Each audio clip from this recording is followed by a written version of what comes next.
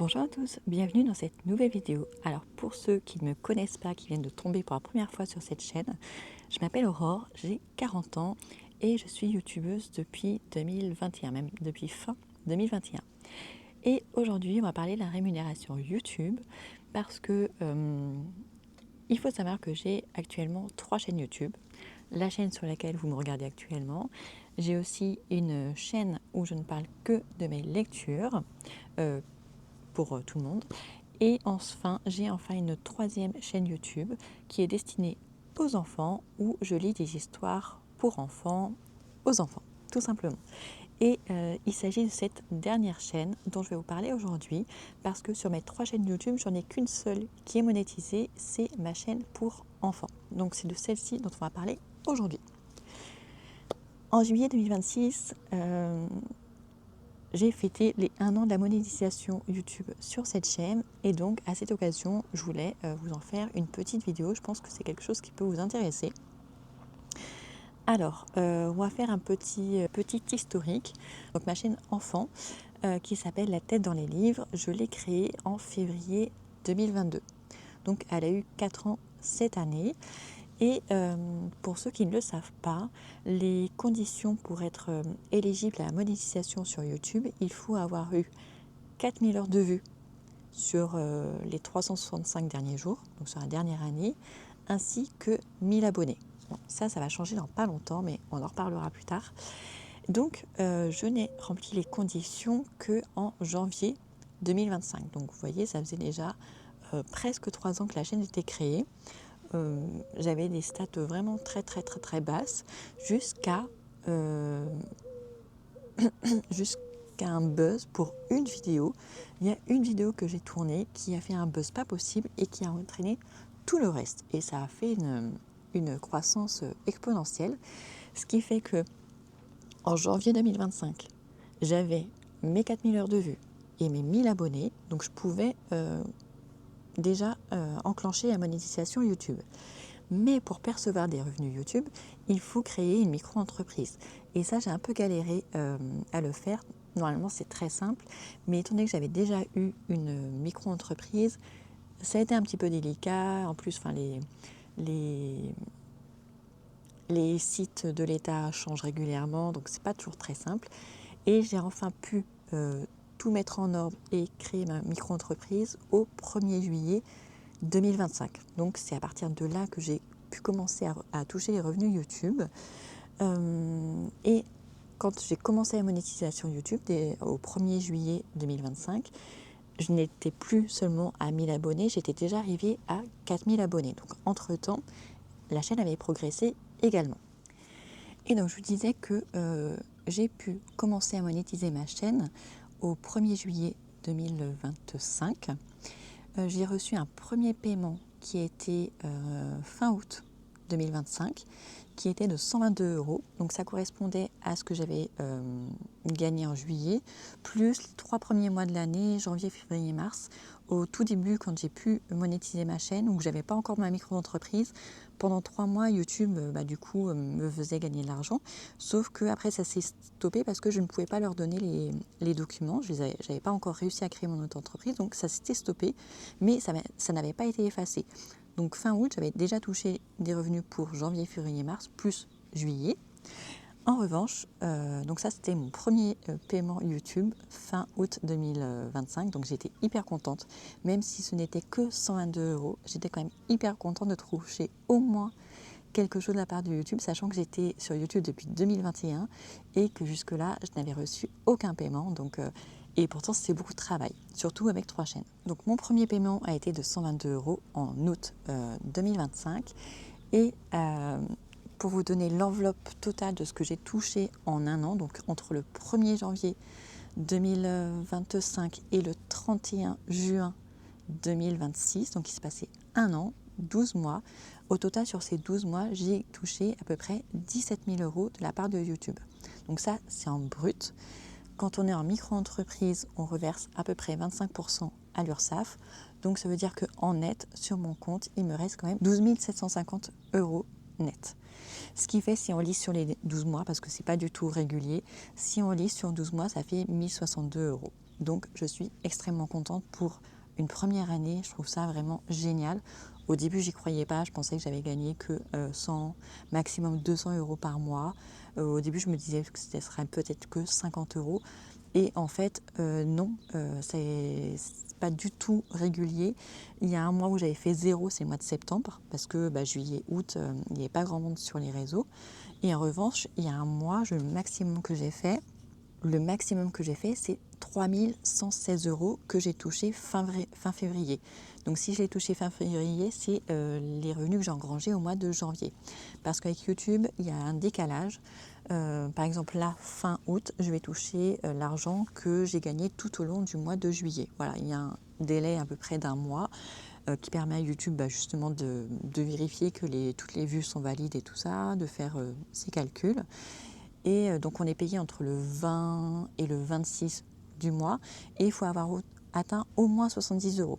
Si vous n'avez pas atteint 70 euros sur le mois, c'est reporté au mois d'après. Enfin, ils cumulent sur plusieurs mois jusqu'à temps que vous ayez au moins 70 euros. Parce que sinon, pour eux, ça leur coûte trop d'argent de verser pour si peu. Donc je vous disais, les revenus ne sont pas du tout réguliers en fonction des mois. Il y a plein de trucs qui rentrent en compte. Il y a déjà la régularité. Quand on est plus régulier, ça a tendance à être plus stable. Mais bon, pour moi, c'est pas forcément facile d'être régulière. Là, par exemple, je pensais que pendant l'été, j'allais m'organiser pour qu'il y ait une vidéo toutes les semaines. Et en fait, non. Au mois de juin, rien ne s'est passé comme prévu. Plein de choses se sont passées et du coup ça m'a empêché de prendre de l'avance et donc j'ai pas pu faire de vidéo cet été et ça se ressent sur mes revenus, mais je me dis c'est pas grave, je me rattraperai en septembre, je reprendrai le rythme. Mais je vois quand même qu'il y a quand même des mois où c'est quand même plus avantageux, par exemple novembre, décembre, janvier. C'est autour de Noël, donc je pense qu'il y a beaucoup plus de pubs et donc ça fait gonfler. En revanche, il y a un petit peu, après ça redescend. J'ai l'impression aussi que l'été, il y a quand même moins de monde sur les réseaux, qui regardent YouTube et du coup ça fait baisser aussi. Mais pour l'instant, j'ai pas assez de recul pour savoir quels sont les mois creux, les mois pleins. Ça, il me faudra plusieurs années pour pouvoir comparer. Là, je peux juste dire sur un an et je pense pas que ce soit forcément très révélateur.